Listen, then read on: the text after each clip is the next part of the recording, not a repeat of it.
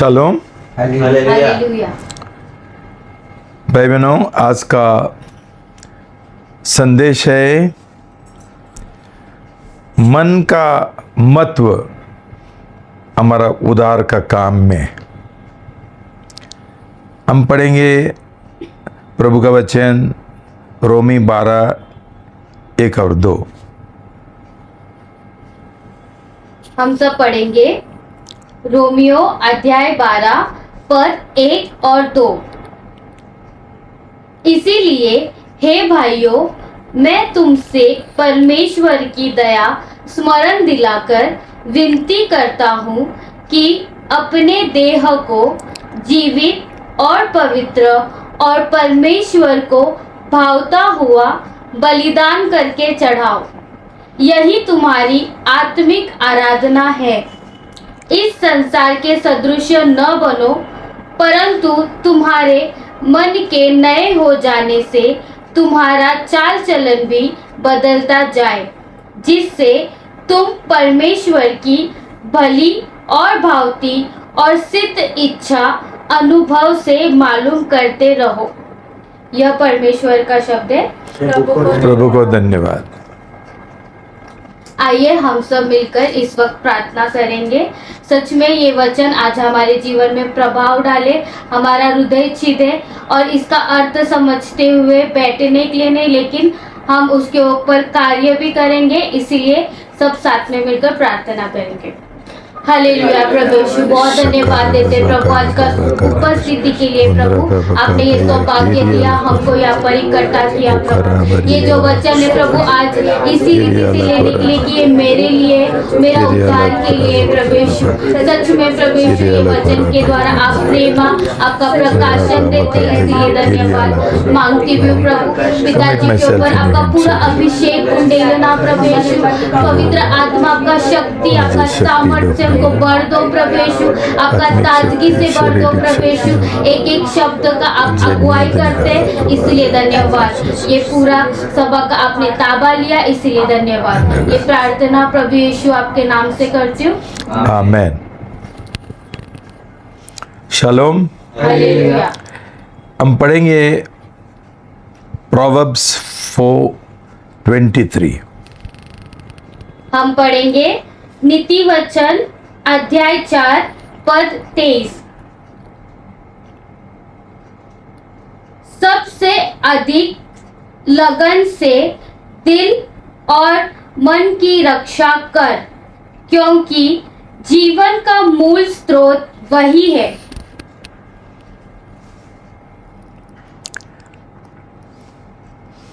भाई बहनों, प्रभु का वचन बोलता है सबसे पहले। इसका मतलब ये कुछ तो महत्वपूर्ण बात है। सबसे पहले हमारा मन का, हमारा हृदय का रक्षा करो। हम किस चीज का रक्षा करते हैं? जो चीज बहुत मूल्यवान है। हम कचरा डब्बा का रक्षा नहीं करते हैं। जब हम कचरा बाहर रखते हैं, पूरा रात उधर हम पारा नहीं करते हैं। लेकिन हमारा जीवन में इतना सारा बातें हैं, लेकिन परमेश्वर बोलता है तेरा मन का, हृदय का रक्षा करो, संभालो, चौकसी करो पूरा लगान से। मतलब कुछ तो है, और हम आज देखेंगे ये क्या है, क्यों ये इतना महत्वपूर्ण है। जैसा मैंने बोला, पहला कारण है कि हमारा मन बहुत महत्वपूर्ण है, बहुत मूल्यवान है। दूसरा कारण है ये मन जीवन का झरना है, ऐसा प्रभु का वचन बोलते हैं। वहां से जीवन आता है। हम जानते हैं झरना क्या है, श्रोता क्या है। ये झरना जो है उसका पानी हम पीने के लिए ये शुद्ध होना चाहिए, क्यों वो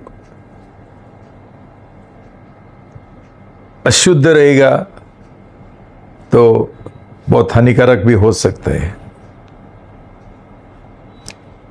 इसलिए भाई बहनों, परमेश्वर चाहता है कि हम हमारा मन का चौकसी करो और रक्षा करो।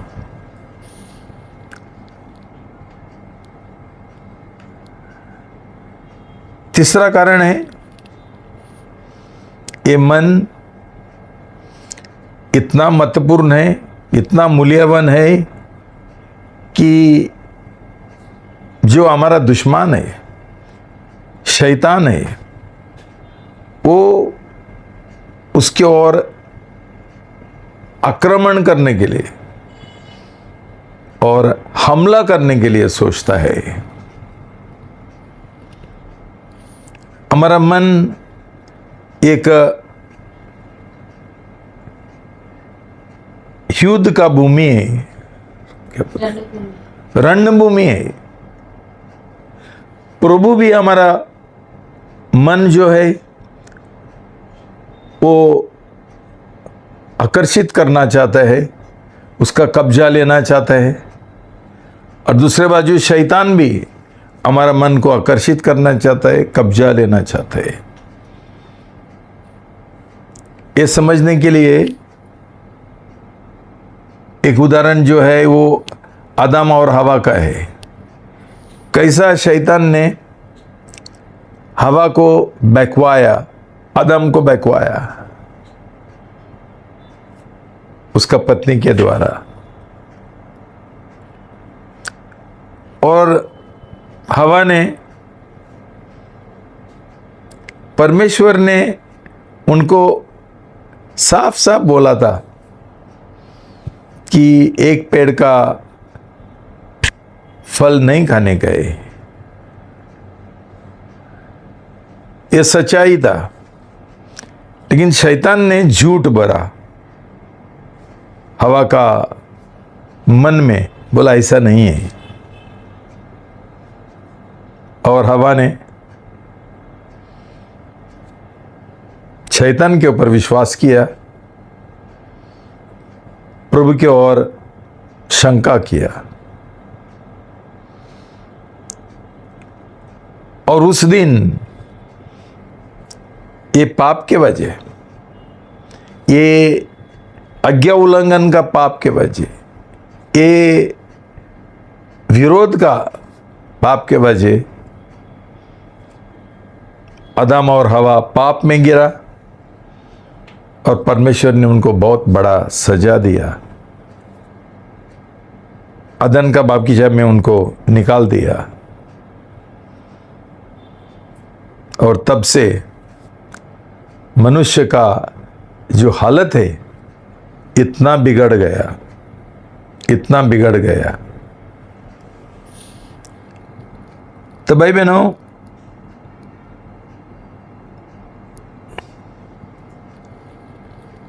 रोमी 1:21, रोमियो अध्याय 1 पद 21 पढ़ेंगे। इस कारण कि परमेश्वर को जानने पर भी उन्होंने परमेश्वर के योग्य बड़ाई और धन्यवाद न किया, परंतु व्यर्थ विचार करने लगे, यहाँ तक कि उनका निर्बुद्धि हृदय अंधेरा हो गया। 28 से 32। वहीं पर आगे पद 28 से 32 पढ़ेंगे। जब उन्होंने परमेश्वर को पहचानना न चाहा, तो परमेश्वर ने भी उन्हें उनके निकम्मे हृदय पर छोड़ दिया कि वे अनुचित काम करें। इसीलिए वे सब प्रकार के अनीतिमत्वता और दुष्टता और लोभ और बैर भाव से भर गए, और डाह, हत्या, झगड़े, छल, ईर्ष्या से भरपूर हो गए और चुगलखोर, बदनाम करने वाले, परमेश्वर से घृणा करने वाले, दूसरों का अनादर करने वाले, अभिमानी, डींग मार, बुरी बुरी बातों के बनाने वाले, माता पिता की आज्ञा न मानने वाले, निर्बुद्धि, विश्वासघाती, मयार रहित और निर्दय हो गए। वे तो परमेश्वर की यह विधि जानते हैं कि ऐसे ऐसे काम करने वाले मृत्यु के दंड के योग्य है। ओके भाई बहनों, आज जो संसार में इतना पाप है, इतना बुराई है, उसका शुरुआत कभी हुआ? जैसे मैंने बोला, अदन का बगीचा में आदम और हवा का पाप के द्वारा। मतलब क्या हुआ कि उसने उनका मन शैतान को दे दिया और उसके द्वारा उनका रिश्ता परमेश्वर के साथ टूट गया। उन्होंने झूठ अपनाया, तो इसलिए उनका मन भ्रष्ट हो गया। और भाई बहनों, अभी कितना साल हो गया, ये मनुष्य जाति का हालत इतने बिगड़ गई है कि और पाप बढ़ रहे हैं, और बुराई है दुनिया में बढ़ रही है। इतना तक कि नूह का समय, जब ही जल प्रलय उसने भेजा ये पाप मिटाने के लिए और मनुष्य को भी खत्म करने के लिए। हम पढ़ेंगे उत्पत्ति 6 में।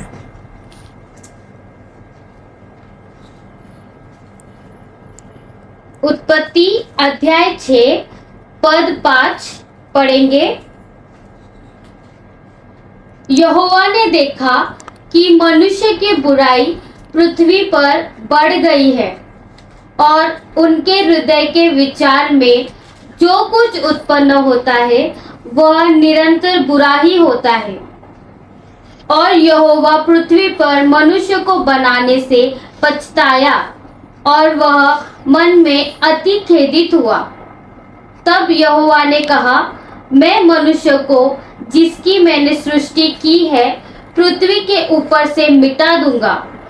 क्या मनुष्य, क्या पशु, क्या रेंगने वाले जंतु, क्या आकाश के पक्षी, सबको मिटा दूंगा, क्योंकि मैं उनके बनाने से पछताता हूँ।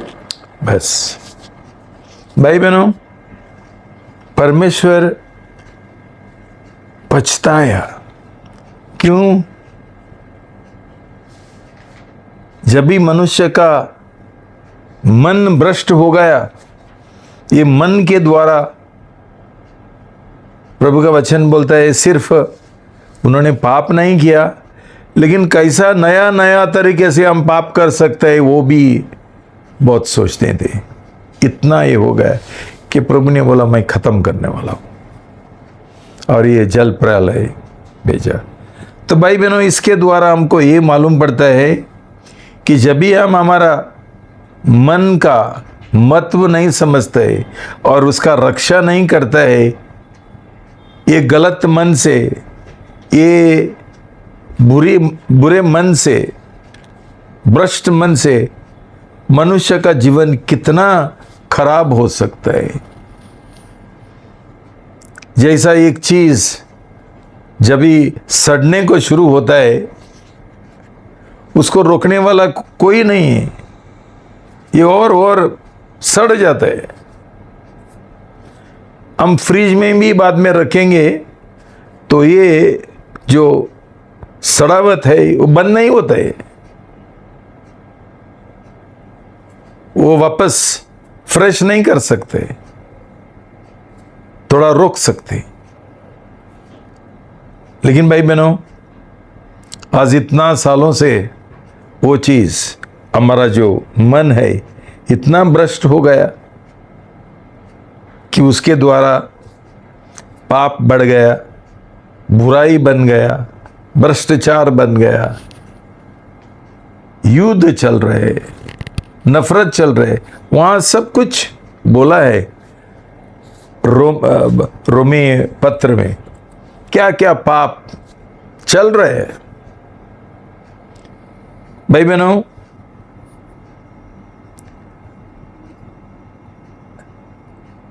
प्रभु यीशु मसीह ने भी हमको उसके बारे में बोला। मत्ती में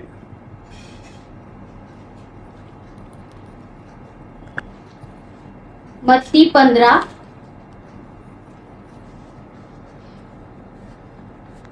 17 से 19।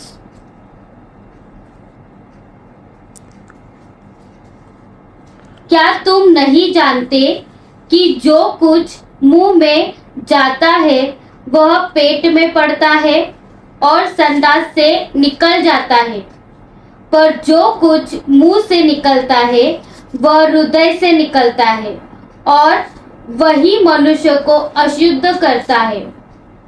क्योंकि बुरे विचार, हत्या, परस्त्रीगमन, व्यभिचार, चोरी, झूठी गवाही और निंदा हृदय से ही निकलती है। ये ही है जो मनुष्य को अशुद्ध करती है, परंतु हाथ बिना धोए भोजन करना मनुष्य को अशुद्ध नहीं करता। भाई बहनों, जब तक हमारा मन शुद्ध नहीं होगा, हमारा उद्धार नहीं हो सकता है। तो इसलिए बहुत बार हमारा मन दूषित रहता है, और इसलिए हमको याकूब एक चेतावनी देता है। याकूब 1 में, याकूब अध्याय 1 पद 7 और 8 पढ़ेंगे। ऐसा मनुष्य यह न समझे कि मुझे प्रभु से कुछ मिलेगा। वह व्यक्ति दुचिता है और अपनी सारी बातों में चंचल है। भाई बहनों, दूषित मन का मतलब क्या है? समझो हमारे पास 2 गाइड है। एक जन बोलता है ये बाजू जाएगा तो पुणे पहुंच जाएगा, दूसरा बोलता है नहीं ये बाजू जाएगा तो थाना पहुंच जाएगा। तो वो व्यक्ति क्या करेगा? उसका मन दूषित हो गया और उसको एक निर्णय लेने के लिए नहीं होता है, वो हमेशा डगमगाता है। और प्रभु नहीं चाहता है ऐसा हम करें। अविश्वासी होने दो, विश्वासी होने दो, ऐसा दूषित मन हमारे अंदर नहीं होना चाहिए। एक प्रभु का वचन में एक ये है, एक उदाहरण है मार्कुस से 17 से 28, हम नहीं पढ़ेंगे, लेकिन ये कथा हेरोद राजा का है। हेरोद राजा यूहन्ना बपतिस्मा दाता को बहुत मानता था, एक नबी का रूप से। और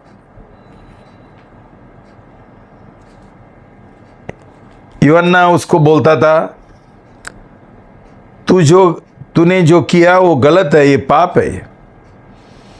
क्यों? राजा ने उसका भाई का जो बीवी है उसके साथ शादी किया था,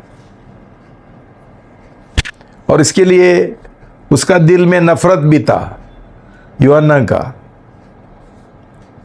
तो एक बार जब भी बेटी का जन्मदिन का समय, ये बेटी ने एक अच्छा डांस किया जो उसको बहुत पसंद हुआ, तो उसने उसको वादा किया कि मैं जो चाहिए आप मांगो, मेरा जो राज है उसका आधा भी हिस्सा देने के लिए मैं तैयार हूं।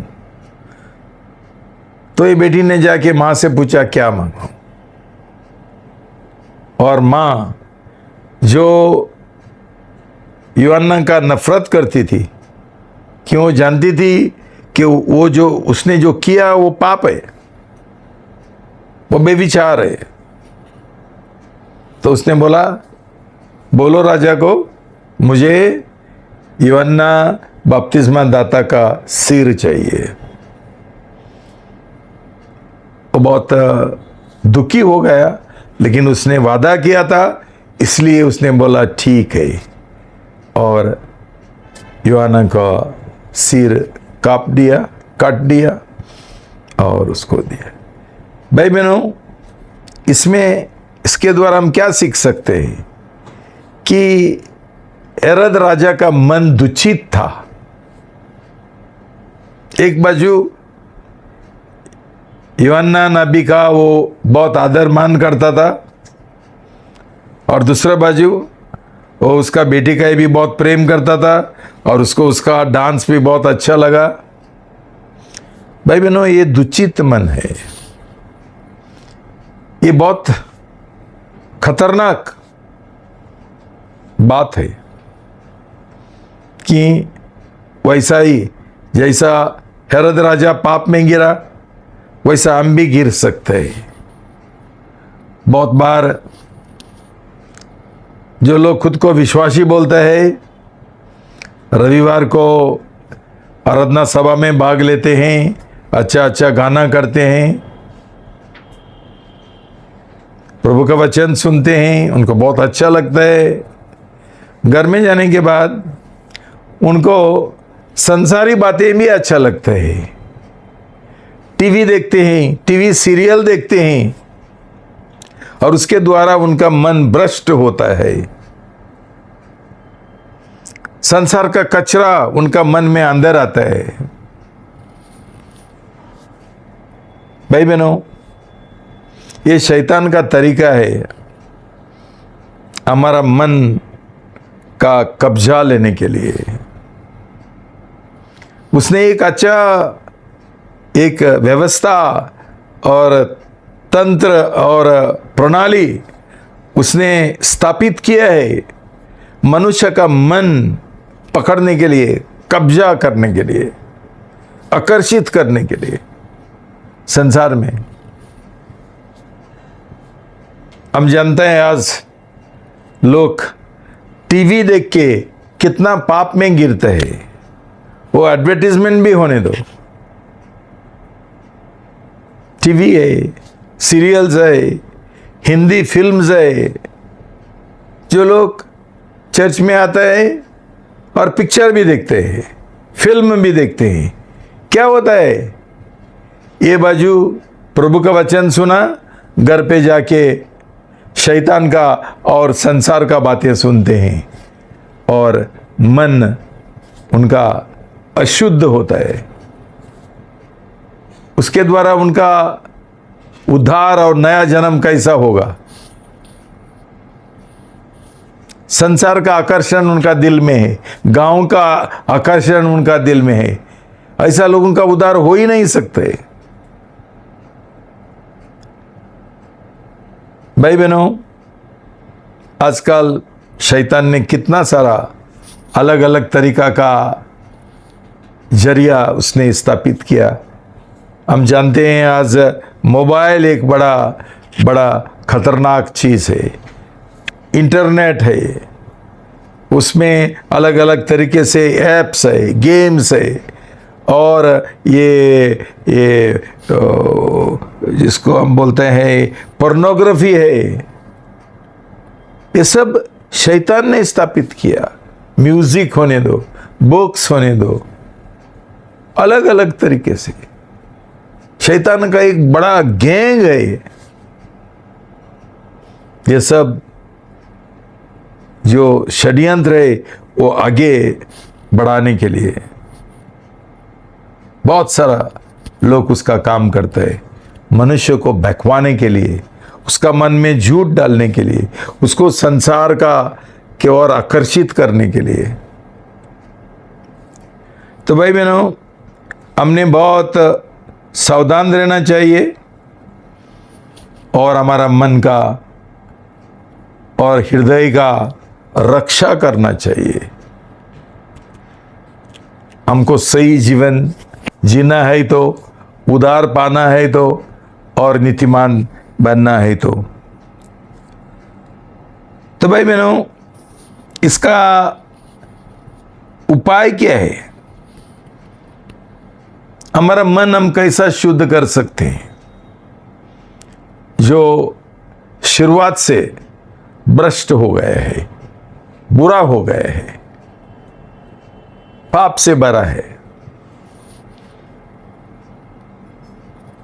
परमेश्वर का उपाय और योजना एक ही है और उसका नाम बोलता है नया जन्म।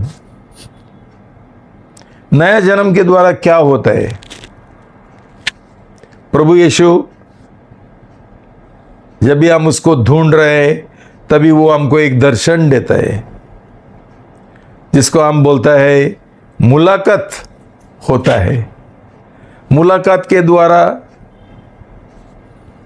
हमारा मन में एक बदल आता है जिसको हम पश्चाताप बोलते हैं। मन फिराना, मन बदलना। उस समय मतलब क्या होता है? क्या हमको मालूम पड़ता है प्रभु यीशु मसीह का जो ज्योति है, उजाला है, उसके द्वारा हमको मालूम पड़ता है हमारा दिल में कितना पाप है, और तभी हम बोलता है हमको क्षमा करो, मैं ऐसा नहीं करना चाहता हूं। मन बदल जाता है भाई बहनों। कितना दुखी बात है कि आजकल बहुत कलीसिया में पश्चाताप का बिना लोगों को बपतिस्मा देता है। उनको लगता है ये कुछ मैजिक है। भाई बहनों, पश्चाताप का बिना, मन नहीं बदलने से, मन नहीं फिराने से हमारा कभी उद्धार नहीं हो सकते।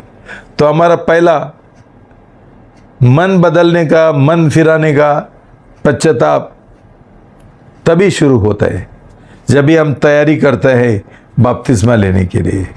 उसके बाद हम हमारा जीवन हम परमेश्वर की ओर समर्पित करते हैं, उसके साथ एक करार करते हैं जीवन भर कि हम उसका 100% प्रेम करेंगे और हम संसार को त्याग देंगे। और उसके बाद हमारा पानी का बपतिस्मा होता है जिसके द्वारा हम हमारा जो स्वयं है वो क्रूस के ऊपर चढ़ाते हैं, जुना मनुष्य को, पुराना मनुष्य को, और हम नया मनुष्य बन जाते हैं, नया रचना बन जाता है। और उसके बाद तुरंत परमेश्वर हमको पवित्र आत्मा का बपतिस्मा देता है। ये पहला कदम है हमारा मन का नवीनीकरण का।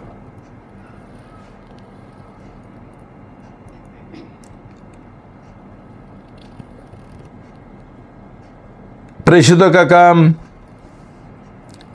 2:36 से 36 to 42। प्रेषितों के काम अध्याय 2 पद 36 से लेकर 42 तक पढ़ेंगे। अतः अब इज़राइल का सारा घराना निश्चित रूप से जान ले कि परमेश्वर ने उसी यीशु को जिसे तुमने क्रूस पर चढ़ाया प्रभु भी ठहराया और मसीह भी। तब सुनने वालों के हृदय छिद गए और वे पतरस और शेष प्रेषितों से पूछने लगे, हे भाइयों, हम क्या करें? भाई बहनों, दिल चिद गया। कैसा चिद गया? कि उनका मुलाकात हो गया प्रभु यीशु के साथ। एक बड़ा चमत्कार हुआ। पेंतेकोस्त का दिन पवित्र आत्मा परमेश्वर ने उंडेला और शिष्य लोग अन्य भाषा में बात करने को लगा, आंधी तूफान आ गया। ये सब देख के बहुत चकित हो गए लोग। और पेत्रोस ने एक संदेश दिया और उस संदेश में उसने बोला, प्रभु यीशु मसीह सही मसीह है जो नबियों ने हमको वादा किया था और तुमने उनको मारा, क्रूस के ऊपर चढ़ाया। तभी उनका दिल चिढ़ गया, मतलब पश्चाताप आ गया, मन बदल गया कि हमने कितना बड़ा पाप किया। सचमुच प्रभु यीशु मसीह एक सही मसीह है। भाई बहनों, ऐसा मुलाकात के द्वारा, ऐसा परमेश्वर का रेमा के द्वारा उनका मन बदल गया, नया हो गया। बाद में ये पूछते अभी हम क्या करें?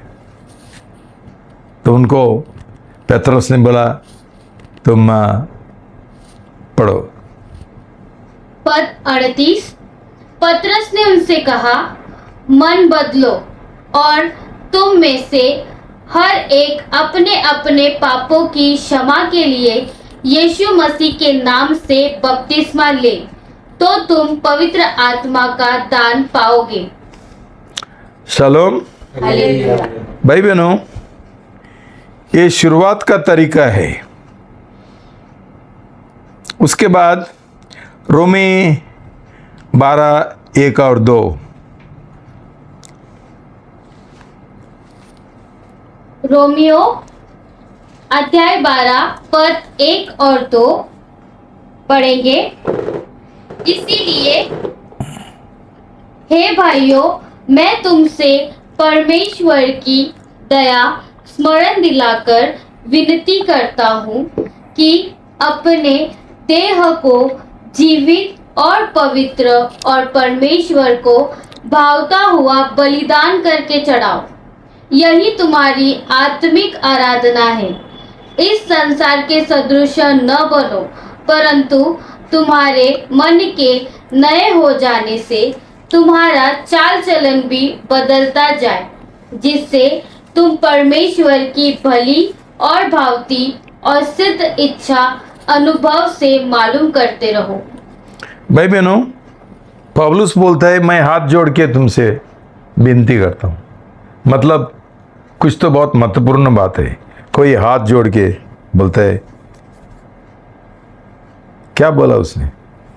उसने बोला, तुम्हारा देह का परमेश्वर के ओर समर्पण करो, तुम्हारा देह और आंग का समर्पण करो। और क्या करो? ये तुम्हारा एक जीवित बलिदान होने दो। ये समर्पण के द्वारा ऐसा जीवन जियो कि ये जीवन एक जीवित बलिदान और एक आराधना होने दो, सही आराधना जो परमेश्वर को प्रसन्न होता है। क्यों भाई बहनों? क्यों? जो हमारा मन में है, सही वो गलत, अच्छा वो बुरा, हमारा देह और आंग के द्वारा ही हम पूरा कर सकते हैं। पाप होने दो, वो सही चीज होने दो। हमारा देह के द्वारा हम करते हैं, आंग के द्वारा। तो सिर्फ मन का नवीनीकरण नहीं है, हमारा जो देह है उसका हम समर्पण करना, अर्पण करना बहुत जरूरी है, एक जीवित बलिदान का रूप से। मतलब क्या है? मतलब ये है कि जब भी हम सही जीवन जीना चाहता है, हमारा आंग के द्वारा, देह के द्वारा, क्या महत्वपूर्ण है? ये महत्वपूर्ण है कि हमारा देह का हर एक हिस्सा, हर एक अंग हम परमेश्वर को ओर देना चाहिए। प्रभु, ये मेरा हाथ ले लो, और आपका महिमा के लिए इस्तेमाल करो। मेरा पैर ले लो और आपका महिमा के लिए इस्तेमाल करो। मेरा आंखें, मेरा नाक, मेरा जीभ, सब कुछ जो मेरा है, मेरा सेक्स, वो भी मैं अर्पण करता हूं प्रभु, ताकि मैं कुछ गलत ना करूं। भाई बहनों, ऐसा सही जीवन जीने के लिए जब भी हम जीवित है, एक कठिन बात है, एक बलिदान है। क्यों? सही जीवन जीने के लिए एक बलिदान होता है। इसलिए हम क्या बोलते हैं? मेरे पास नहीं होते, मेरे पास नहीं होते। मनुष्य का स्वभाव ऐसा है कि उसमें ज़्यादा इंक्लिनेशन है पाप के ओर। ये बहुत आसान है, झुकाव है। हम तुरंत पाप कबूल करते हैं, पाप करने के लिए राजी होते हैं। इसलिए जब भी हमको ये पाप नहीं करने का है, तभी परमेश्वर का अनुग्रह और शक्ति हमारे लिए जरूरत है, और तभी हम जीवित बलिदान बन सकते हैं। भाई बहनों, उसके बाद पौलुस बोलता है, इसलिए संसार के साथ सदृश मत बनो। सदृश में, संसार में इतना सारा बुराई है, लेकिन तुम उसके अनुसार मत बनो, उनके अनुसार मत चलना। उनका जो चल चलन है उसका अनुकरण मत करना। आज का सब जो संसार में है, वो संसार का जो राजा है शैतान, उसने ऐसा स्थापित किया मनुष्य को गिराने के लिए। तो भाई बहनों, मनुष्य बहुत आसान से पाप की ओर झुकता है। पाप करने में बहुत आसान रहता है। तो इसलिए भाई बहनों, प्रभु का वचन बोलता है, संसार के साथ मत रहना, संसार के साथ मत रहना। प्रभु चाहता है कि हमारा जो ये है, मिलन है, हम प्रभु के साथ हो, संसार के साथ नहीं। जैसा भाई बहनों, हमारा संगति दारू पीने वाले के साथ रहेगा, हम दारू पीने के लिए सीखेंगे। कोई ड्रग्स लेता है, उनके साथ हम घूमेंगे, हम भी ड्रग्स लेंगे। जो चोर है, उनके साथ घूमेंगे, हम चोर बन जाएंगे। भाई बहनों, ये तरीका है शैतान का हमको आकर्षण करने के लिए। लेकिन प्रभु का वचन क्या बोलते हैं? गलती 2:20,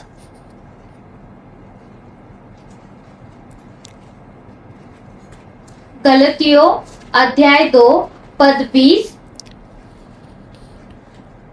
मैं मसीह के साथ क्रूस पर चढ़ाया गया हूँ। अब मैं जीवित न रहा, पर मसीह मुझ में जीवित है, और मैं शरीर में अब जो जीवित हूँ, तो केवल उस विश्वास से जीवित हूँ जो परमेश्वर के पुत्र पर है, जिसने मुझसे प्रेम किया और मेरे लिए अपने आप को दे दिया। Shalom, hallelujah. पौलुस बोलता है, मैं जी रहा हूं, लेकिन मैं नहीं जी रहा हूं, प्रभु यीशु मुझ में जी रहे। भाई बहनों, ये संसारी लोगों के साथ उनका संगति में हम जिएंगे तो हम उनका जैसा बन जाता है। लेकिन प्रभु यीशु मसीह जब ये हमारा अंदर जी रहे, हम प्रभु यीशु मसीह के अनुसार जैसा नहीं बनेंगे क्या? जब भी वो हमारा अंदर है, हमारा नया जन्म हुआ तो हमारा अंदर है, तो हम क्यों उसके के समान नहीं बनेंगे? कि वो हमारा अंदर से हमको चलाता है। पवित्र आत्मा हमको अगुवाई करता है, वो हमको गाइड करता है, मार्गदर्शन करता है। तो भाई बहनों, कितना परमेश्वर हमको मदद करता है सही जीवन जीने के लिए, हमारा मन नवनीकरण करने के लिए, प्रभु यीशु मसीह का जैसा सोचने के लिए, प्रभु यीशु मसीह का जैसा जीने के लिए। और उधर लिखा कि प्रभु यीशु मसीह हमारे लिए मरा, हमारे लिए जिया, ताकि हम उसके लिए जिए। तो हमारा उद्देश्य क्या है ये दुनिया में?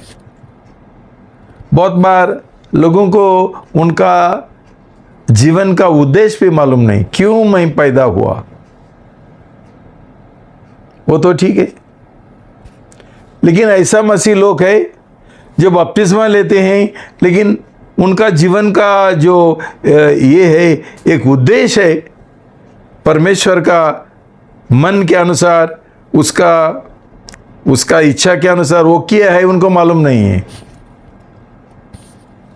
तो मसीह लोग बपतिस्मा लेता है और हेरोद का जैसा थोड़ा प्रभु यीशु के लिए जी रहे और थोड़ा संसार के लिए जी रहे। ऐसा हम करेंगे तो हमारा उद्धार का जो काम है आगे बढ़ेगा कैसा? हम कैसा पवित्र बनेंगे?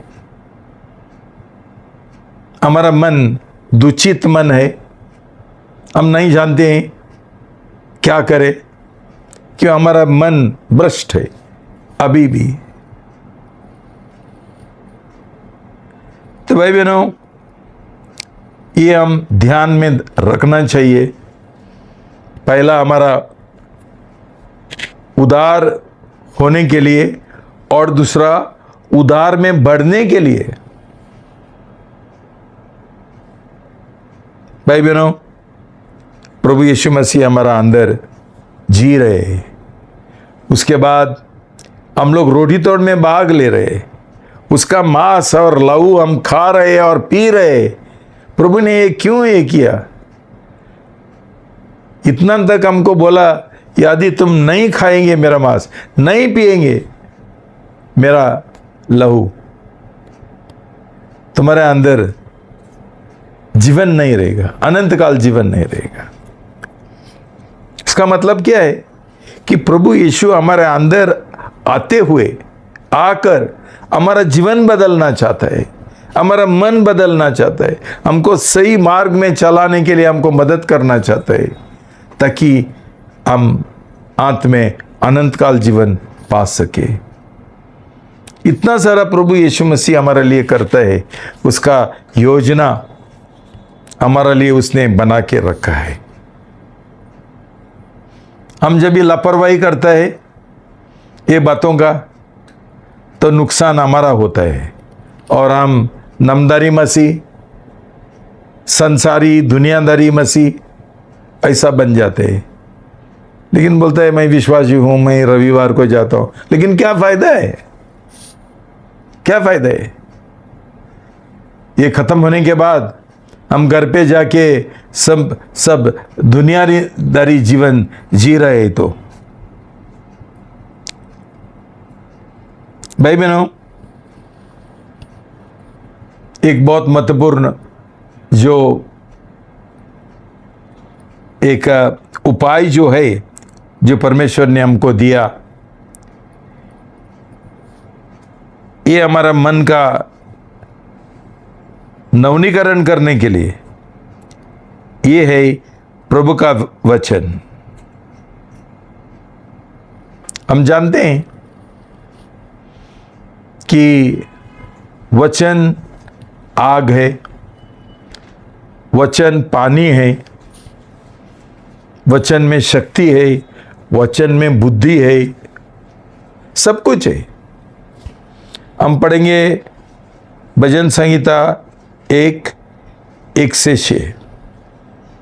भजन संहिता अध्याय 1 पद 1 से लेके 6 तक। क्या ही धन्य है वह पुरुष जो दुष्टों की युक्ति पर नहीं चलता और न पापियों के मार्ग में खड़ा होता और न ठट्टा करने वालों की मंडली में बैठता है, परंतु वह तो यहोवा की नियम शास्त्र से प्रसन्न रहता और उसकी नियम शास्त्र पर रात दिन ध्यान करता रहता है। रात दिन, भाई बहनों, रात दिन नियम शास्त्र, प्रभु का वचन, बाइबल, परमेश्वर का शब्द, उसके साथ समय बिताता है। भाई बहनों, आज कितना लोग है जो प्रभु यीशु मसीह का वचन का परवाह भी नहीं करते हैं। उनका आराधना सभा क्या है? थोड़ा अच्छा गाना, डांस, बस। मुझे याद है कैथोलिक चर्च में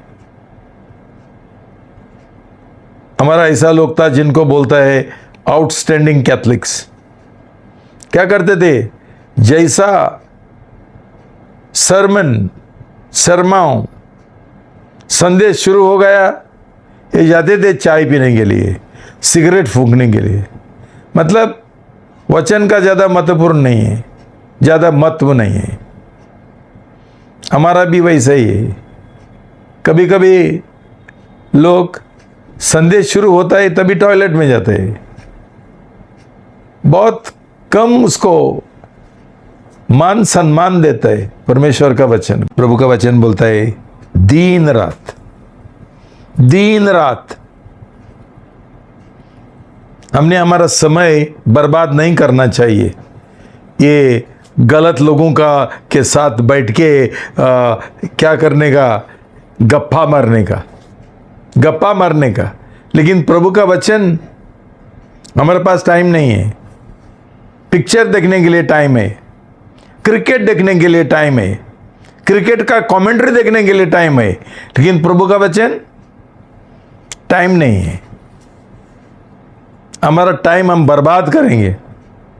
इसलिए क्या होता है कि हमारे अंदर जीवन नहीं है, हमारे अंदर परमेश्वर का आग नहीं है, उसका अभिषेक नहीं है, कि क्यों हम ये संसारिकता में बहुत व्यस्त है। भाई बहनों,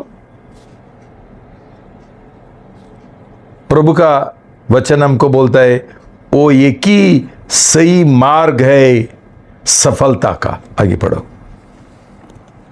पद 3, वह उस वृक्ष के समान है जो बहती नालियों के किनारे लगाया गया है और अपनी ऋतु में फलता है और जिसके पत्ते कभी मुरझाते नहीं।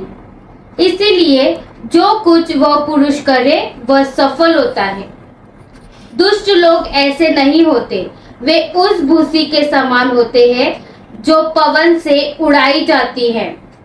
इस कारण दुष्ट लोग अदालत में स्थिर न रह सकेंगे और न पापी नीतिमानियों की मंडली में ठहरेंगे, क्योंकि यहोवा नीतिमानियों का मार्ग जानता है, परंतु दुष्टों का मार्ग नष्ट हो जाएगा।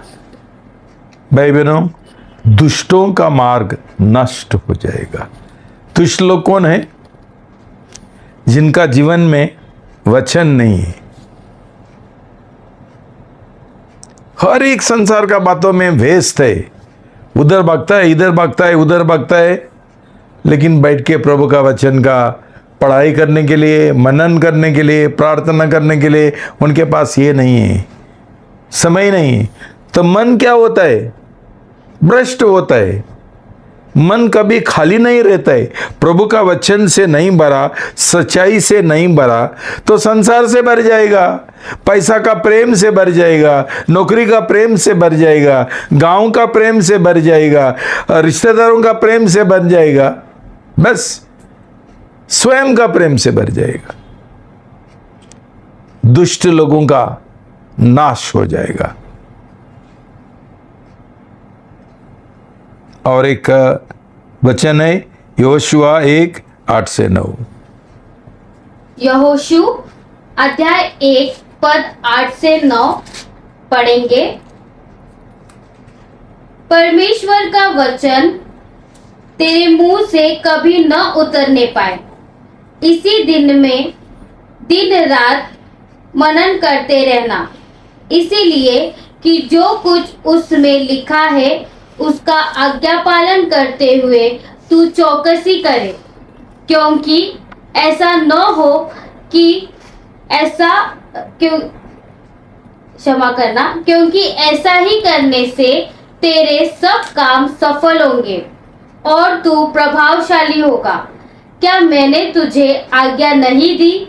हियाव बांधकर दृढ़ हो जा, भय न खा और तेरा मन कच्चा न हो, क्योंकि जहाँ जहाँ तू जाएगा वहाँ वहाँ तेरा परमेश्वर यहोवा तेरे संग रहेगा। भाई बहनों, कितने अच्छी बात है। परमेश्वर बोलता है तुम वचन का प्रेम करेंगे, प्रभु का वचन का, नियम शास्त्र का, तुमको तुम्हारा जीवन में हमेशा सफलता मिलेगी, सफलता, आशीर्वाद मिलेगा। और यही चीज हमारा विश्वासी लोग, मसीह लोग नहीं करने के लिए तैयार नहीं है। उनका सफलता संसारी रीति से पाना चाहते हैं। दिन रात काम पर बिजी है, घर पे कभी आता है 12 बजे, समय नहीं है पत्नी के साथ और बच्चों के साथ समय बिताने के लिए। लेकिन वचन का पढ़ाई करने के लिए, मनन करने के लिए, वचन कबूल करने के लिए हमारा मुंह में, जब भी दिल में वचन नहीं है, हमारा मुंह में वचन कौन सा आएगा? गाली आ जाएगा, गुस्सा आ जाएगा कि हमने कभी प्रभु का वचन का प्रेम नहीं किया। भाई बहनों, जब भी परमेश्वर हमको समृद्धि का और सफलता का इतना आसान तरीका बताता है, तो हमको किधर जाने का है ढूंढने के लिए दूसरा सब कुछ? हम प्रभु का वचन में व्यस्त रहेंगे, हम प्रभु का वचन हम पहनेंगे और उसमें डूब जाएंगे। भाई बहनों, प्रभु हमको कभी छोड़ेगा नहीं, हमको आशीषों से भरेगा। ये संसारी चीजों में हम व्यस्त नहीं होना चाहिए। उसके द्वारा मालूम पड़ता है हमारा दिल में प्रभु का प्रेम है क्या संसार का प्रेम है, प्रभु का प्रेम है क्या नौकरी का प्रेम है, प्रभु का प्रेम है क्या पैसा का प्रेम है। दो मालिक का सेवा नहीं कर सकते। और लास्ट वचन है 2 कुरिन्ती 10:3-5। 2 कुरिन्तियों अध्याय 10 पद 3-5। क्योंकि यद्यपि हम शरीर में चलते फिरते हैं तो भी शरीर के अनुसार नहीं लड़ते, क्योंकि हमारी लड़ाई के हथियार शारीरिक नहीं पर गढ़ों को उद्ध्वस्त कर देने के लिए परमेश्वर के द्वारा सामर्थी है। इसीलिए हम कल्पनाओं का और हर एक ऊंची बात का जो परमेश्वर की ज्ञान के विरोध में उठती है खंडन करते हैं और हर एक विचारों को कैद करके मसीह का आज्ञाकारी बना देते हैं। शालोम। हालेलुया। प्रभु का वचन बोलता है, जैसा मैंने तुमको बोला, हमारा मन, हमारा हृदय ये मूल्यवान चीज है, उसका चौकसी करो पूरा लगन से और रक्षा करो। क्यों? मैंने तुमको बोला शैतान उसका कब्जा करना चाहता है। उसने एक गैंग बनाया उसके पास एक सेना है जो यही काम में व्यस्त है। उसने एक बड़ा एक प्लान बनाया, एक योजना बनाया, मनुष्य का मन जो है, हृदय है, वो खींचने के लिए। तो इसका मतलब क्या है? हम दिन रात युद्ध करना पड़ता है, संघर्ष करना पड़ता है। एक बाजू प्रभु हमारा मन को जितना चाहता है, दूसरे बाजू शैतान हमको खींचता है। हम किसको हाँ बोलेंगे? आदम का जैसा शैतान को हाँ बोलेंगे और पूरा जीवन बर्बाद करेंगे? वो हम लड़ाई करते हुए, युद्ध करते हुए, संघर्ष करते हुए हम खड़े रहेंगे प्रभु का वचन का शक्ति से। एफेसी 4:6-10 पढ़ेंगे। इफिसियो अध्याय 6 पद 10 से आगे। इसीलिए प्रभु में और उसकी शक्ति के प्रभाव में बलवंत बनो, परमेश्वर के सारे हथियार बांध लो कि तुम शैतान की युक्तियों के सामने खड़े रह सको, क्योंकि हमारा यह मल्लयुद्ध लहू और मांस से नहीं, परंतु प्रधानों से और अधिकारियों से। एक गैंग का नाम सुनो बराबर, बहुत बड़ा गैंग है, शक्तिशाली सेना है। पढ़ो। प्रधानों से और अधिकारियों से और इस संसार के अंधकार के हाकिमों से और उस दुष्टता की आत्मिक सेनाओं से है जो आकाश में है। इसीलिए परमेश्वर के सारे हथियार बांध लो कि तुम बुरे दिन में सामना कर सको और सब कुछ पूरा करके स्थिर रह सको। देखो भाई बहनों, हम हमेशा ये युद्ध करने के लिए तैयार होना चाहिए। ये सब जो हथियार है वो हमारा इधर कमर में बांध के, सब हथियार, एक सैनिक का, एक योद्धा का हथियार लेकर सिर्फ हमारा मन का रक्षा करने के लिए। तो उधर 14 पढ़ो। पद 14। इसीलिए सत्य से अपनी कमर कसकर और नीतिमत्वता की झिलम पहनकर और पाँव में मेल के सुसमाचार की तैयारी के जूते पहनकर और इन सब के साथ विश्वास की ढाल लेकर स्थिर रहो, जिससे तुम उस दुष्ट के सब जलते हुए तीरों को बुझा सको। देखो भाई बहनों, एक दुख की बात है कि आज बहुतेक कलीसिया में कोई वचन नहीं है, सिर्फ कहानी है, वचन नहीं है, सच्चाई नहीं है। क्यों आज का बहुतेक से जो पास्टर है और प्रचारक है, उनका सही तैयारी नहीं हुआ है, प्रभु का बुलावा तो उनके पास नहीं है, ऐसा ही चलाते हैं। तो लोग इसलिए क्या होता है, भूखा से मर जाते हैं। वचन का उनका भूख है, ये सच्चाई है। सच्चाई के द्वारा ही हम शैतान के साथ लड़ाई कर सकते हैं। हमारा परमेश्वर सच्चाई का परमेश्वर है और शैतान झूठ का भगवान है, पिताजी है झूठ का। तो भाई बहनों, जब भी प्रभु हमको बोलता है ये सब हथियार पहनो और हम कुछ जानते नहीं, बहुत लोगों का नया जन्म नहीं हुआ, ऐसा ही बपतिस्मा लिया और बाद में बोलता है मैं बढ़ रहा हूँ। अरे तेरा नया जन्म भी नहीं हुआ, तू पैदा भी नहीं हुआ, तू बढ़ेगा कैसा? वचन नहीं जानते, वचन लेकर नहीं बैठते। उनका ये जो मन का और दिल का जो तमन्ना है वो सब संसारी है, पैसा कमाने का।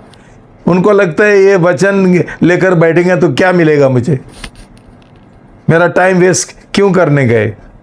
कुछ तो पैसा कमाएगा, 12 बजे तक काम करेगा, डबल ड्यूटी करेगा, ज़्यादा पैसा मिलेगा। मैं उधर ये वचन लेकर बैठेगा तो मुझे क्या मिलता है। क्यों? उनको किसी ने सिखाया नहीं है ये वचन में कितना शक्ति है, कैसा परमेश्वर उसका पीछे है और वो सफलता देता है और ये देता है समृद्धि देता है। ये हम समझना चाहिए। उधर इसका आत्मा का जो ये तलवार है, पद 17, और उद्धार का टोप और आत्मा की तलवार जो परमेश्वर का रेमा है ले लो, हर समय और हर प्रकार से आत्मा में प्रार्थना और विनती करते रहो और इसीलिए जागते रहो कि सब पवित्र लोगों के लिए लगातार विनती किया करो।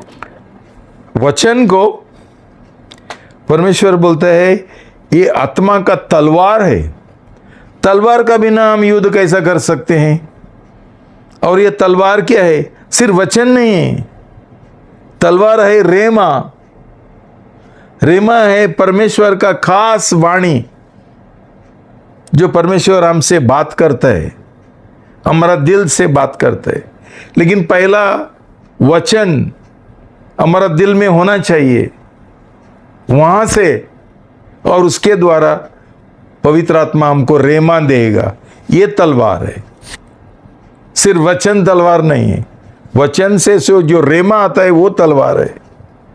और उसके बाद प्रार्थना और एक बहुत शक्तिशाली हथियार है। ज़्यादा से ज़्यादा आत्मा में प्रार्थना, अन्य भाषा में प्रार्थना। भाई बहनों, ये तरीका है युद्ध में हमको विजय पाने का, मन का रक्षा करने का। क्यों? हमारा मन खराब हो जाएगा तो हमारा जीवन भी सुधरेगा नहीं, हम आगे बढ़ेंगे भी नहीं, और शैतान के साथ हम युद्ध भी नहीं कर सकता है। वो हमको खलास करेगा, खत्म कर देगा। तो परमेश्वर का एक अच्छा योजना है जो उसने हमको दिया, उसके अनुसार हम नहीं चलेंगे, हमारा मन के अनुसार हम करेंगे। बोलेगा मैं विश्वासी हूँ, मैं रविवार को जाता हूँ, रविवार को जाके क्या करेगा? क्या फ़ायदा मिलता है? और उसमें वचन भी नहीं है तो बिल्कुल कुछ फ़ायदा नहीं मिलता है। आज मुझे दुख लगता है, लेकिन भाई बहनों, तुमको परमेश्वर का अनुग्रह से ये वचन मिल रहे, उसका फ़ायदा उठाओ, तुम्हारा दिल में स्वीकार करो। वचन सब कुछ है। उधर हमको प्रभु का इच्छा क्या है हमारे जीवन में के बारे में हमको मालूम पड़ता है। उसका हम आज्ञा पालन करेंगे, प्रभु का आशीर्वाद हमको मिलेगा। प्रभु तुमको आशीर्वाद दो।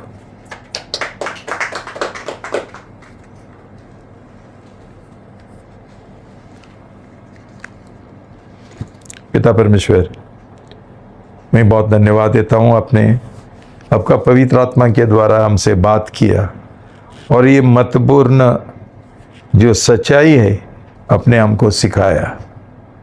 प्रभु, हमको एक सही मन दे दो प्रभु, सही दिल दो प्रभु, सही हृदय दो प्रभु।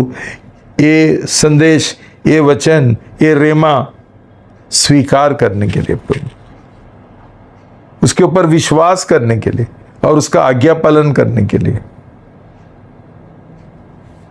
प्रभु, हम प्रार्थना करते हैं। कितना साल हमने व्यर्थ बिताया और गलत मसीह बन गया, नामदारी मसीह बन गया, दुनियादारी मसीह बन गया, रविवार का क्रिश्चियन बन गया। हमको क्षमा करो प्रभु। तो हम चाहता है प्रभु, प्रार्थना करते हैं कि तू हमारा जीवन में एक बेदारी भेजो प्रभु, हमारा मन का नवनीकरण करो प्रभु, संसार से हमको दूर रखो प्रभु, कि हम उसके साथ सदृश्य ना हो और संसार के तरीके से हम नहीं जिए प्रभु। प्रभु, हमारा मिलन आपके साथ, हम आपके साथ जुड़े रहे प्रभु, और आप हमको मजबूत बनाओ प्रभु, आपका वचन के द्वारा प्रभु। तो मैं धन्यवाद देता हूँ प्रभु। एक नया तरीका हमारा अंदर से एक पैदा करो प्रभु, एक प्रेम आपका वचन के ओर प्रभु, कि हम दिन रात आपका वचन का पढ़ाई करेंगे और उसका मनन करेंगे। ये वचन हम कबूल करेंगे, हमारा दिन रात हमारा मुंह से सिर्फ वचन रहेगा और दूसरा सब कुछ आप हटा दो प्रभु। हमारा दिल साफ करो प्रभु, हमारा मन साफ करो प्रभु। धन्यवाद देता हूं प्रभु, आपने हमारे प्रार्थना सुन लिया और आप हमको पवित्र आत्मा के द्वारा हमको मदद करना प्रभु। यीशु का नाम से मैं प्रार्थना करता हूं, आमीन। आमीन।